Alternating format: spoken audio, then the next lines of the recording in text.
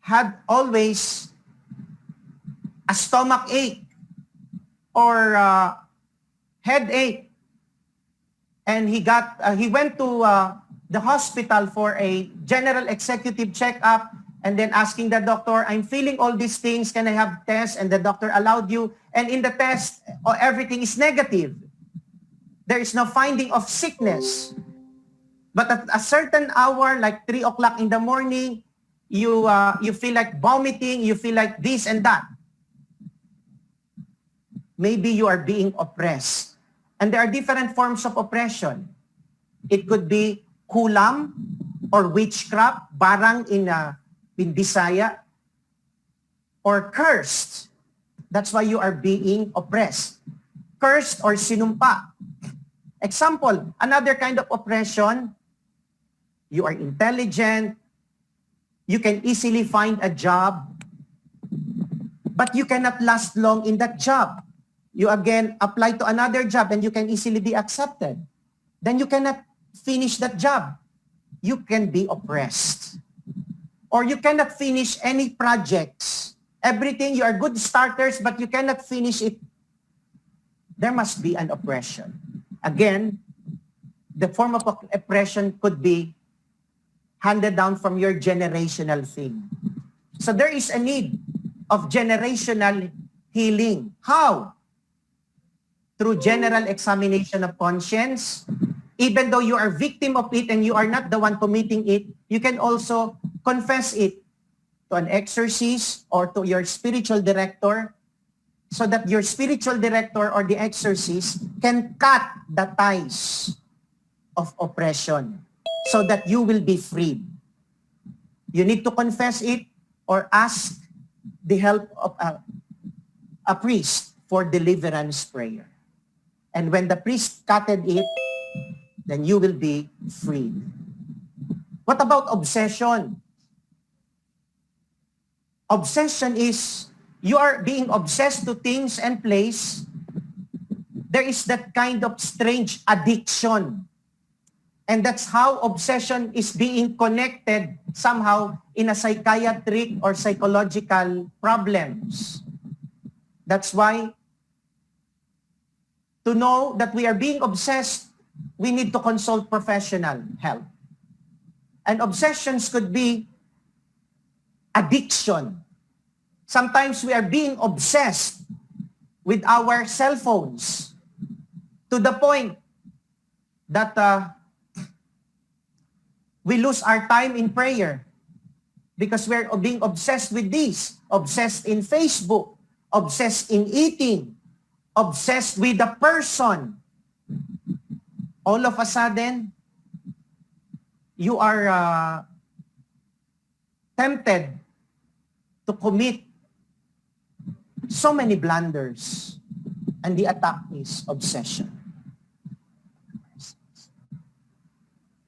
And next is possession. Possession could be positive and negative possession. If it's possession of spirits and of God, according to Saint Ignatius of Loyola, it is good spirit that is possessing to the person. But what about an evil spirit possessing the person? Because possession comes, who is prone to possession? People, number one, people who are not living in the state of grace because of mortal sins that they committed. Second, a person can easily be possessed if he has an unforgiveness of heart. Madaling pumasok dyan. What else? Possession of the evil spirit can easily enter to the person's soul and body through infested places and things. And there are different kinds of devils possessing the person.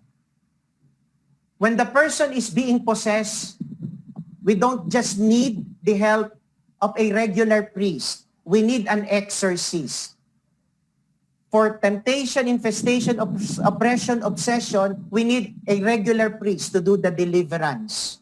But for a person who is already possessed, how is the person possessed? What are the the person exhibits these manifestations? Number one, he is possessing extraordinary strength. When he gets possessed, as he is lying on the bed, 10, 15 people are carrying him, and all these 10 to 15 people are hardly hold this person. What else? If you're aware of that movie of Linda Blair, The Exorcism, or The Exorcism of Annalise Michel, Emily Rose. So, all this can predict the future also, and can read the soul, can read the minds of people in front of the possessed. Example, if it happens that you are assisting the exorcist, and all of a sudden, the devil inside the body mentioned all your sins, and you're just helping, you will be distracted. Well, the most important thing, when there is possession, make sure those who will be assisting the priest and even the exorcist should go to confession and make general confession, because the devil cannot read the mind of those who confess all their sins. Then you can assist in the possession. What about diabolical subjugation? For possession and diabolical subjugation, you need an exorcist. The diabolical subjugation is when you sell your soul to Satan. When we speak about Illuminati, some of the great stars were members of Illuminati like Michael Jackson, Whitney Houston, Britney Spears, and Lady Gaga, and others. You know what happened? If you're a member of Illuminati, because this is very luciferic or diabolical, they promise you of fame if you worship Satan. So that's why many of them, they became famous. And there was this insight that Michael Jackson is wanting to get away from the Illuminati. But if you want to get away from them, you are subject for death or accident, or people will just say that you commit suicide or you had a heart attack. Lady Gaga, there is a manifestation because she became so famous. But what happened to Lady Gaga now? Because she has a friend who is very Catholic, and Lady Gaga approached a Catholic priest. And then from the life of sin to the life of grace. She went to confession, she became so religious, and now her songs are very decent and modest. But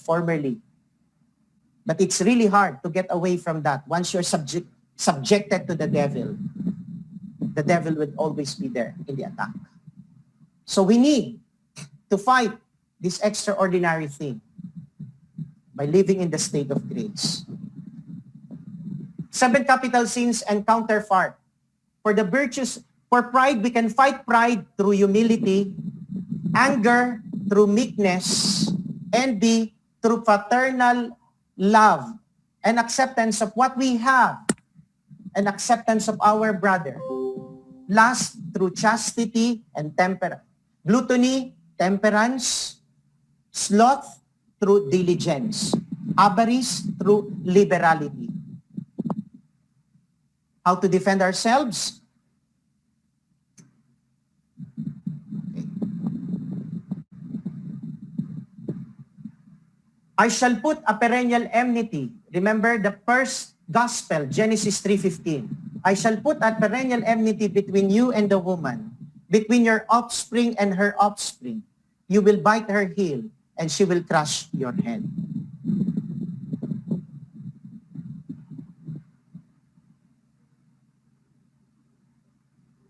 Humility through humility, We can practice humility of life. As according to Saint Elizabeth Ann Seton, the gate of heaven is very low. Only the humble can enter it. It was pride that changed angels into devils. It is humility that makes men as angels, Saint Augustine. Arm yourselves with prayer rather than a sword. Wear humility rather than fine clothes. Always remember, with humility, the devil can imitate all kinds of virtues. The only virtue that he cannot imitate and accept is humility. Sure sign that the devil cannot penetrate in you or cannot win in that battle in your life when you always wear and clothe yourself with humility. Humility, always remember, is the foundation of all virtues. It is not seeking any praises from others. We can do nothing without Jesus. Humility is the only virtue no devil can imitate. St. John Climacus.